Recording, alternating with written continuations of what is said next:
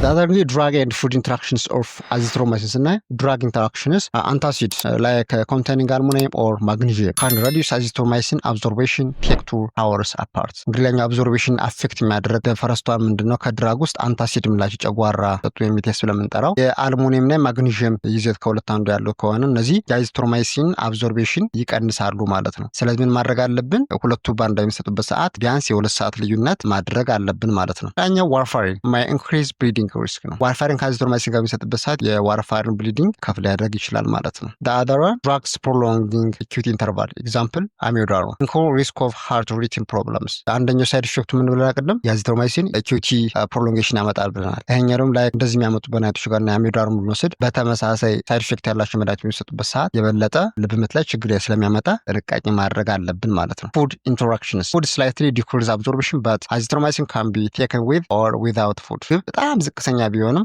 አብዞርቤሽን አፌክት ሊያደርግ ይችላል አዚትሮማይሲን። ነገር ግን አዚትሮማይሲን ከምግብ በፊትም ከምግብ በኋላም ሊሰጥ ይችላል ማለት ነው።